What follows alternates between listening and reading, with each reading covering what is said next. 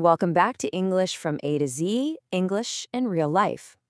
Okay, let's talk about a topic that, gets people fired up pretty quickly. Marijuana.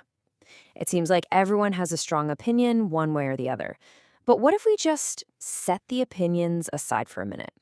Today, we're going to cut right through all that noise and just look at the evidence, the cold, hard numbers. Let's dive in and see what the data actually has to say. So this is always a first question, isn't it? Is it dangerous? It seems like a simple, straightforward question. And honestly, it's the one that really frames this whole public debate. But what if I told you that when you look at the science, that might be completely the wrong question to be asking? Yeah, really.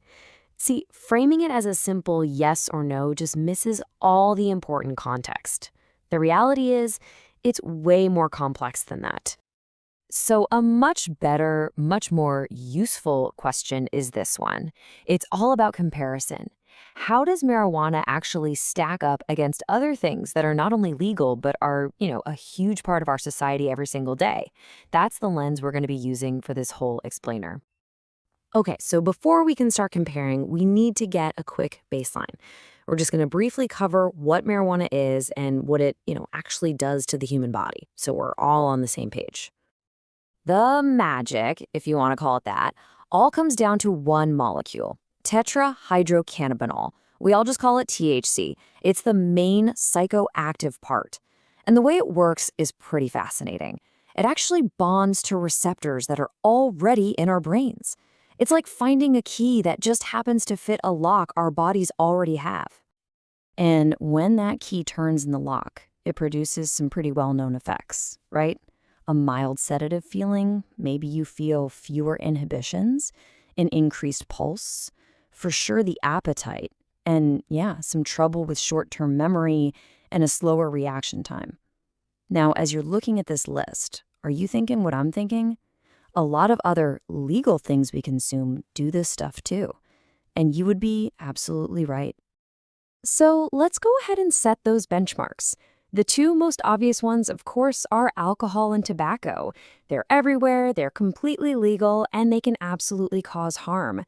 We're going to use the hard data on these two to give us some much-needed context. Let's start with tobacco. I mean, this one is not even up for debate anymore. It's completely unambiguous. We have decades of research, massive studies. They have all proven, without a shadow of a doubt, that using tobacco has serious negative effects on your lungs. That's just a hard scientific fact. All right, now let's turn to alcohol. According to the CDC, the scale of heavy use is just staggering. More than 1 in 6 adults in the US is a binge drinker. Think about that for a second. That's a huge number of people. And this widespread use has a massive societal impact, which we can really see when we look at two key numbers. First, there's the human cost. Every single year in the US, an estimated 88,000 deaths are chalked up to excessive alcohol use. And that's a direct consequence of a substance that is legal and regulated. And second, you have the economic cost. Get ready for this. Back in 2006, the price tag for all this drinking was over $223 billion. And you gotta imagine that number has only gone up. So the data is crystal clear. Alcohol is common, it's dangerous, and it is incredibly costly to society. Okay, so that is our benchmark for harm. We have a pretty clear picture. Now let's see what happens when we put marijuana under that same exact scientific microscope, using those same kinds of huge, long-term studies. And look, we're not talking about some small, one-off experiments here. We're talking about massive, long-term research. You've got a Swedish study that followed 45,000 men for 15 years, a US study that tracked 65,000 people, and another one published in a major journal that followed 5,000 people for 2 decades. This is the gold standard, the kind of robust science you need to find real answers. So what did that 20-year study find? Well, it was published in the super prestigious Journal of the American Medical Association, and here's what it concluded. Unlike tobacco, the occasional use of marijuana was, quote, not associated with adverse consequences on lung function. I mean, what a stunning contrast.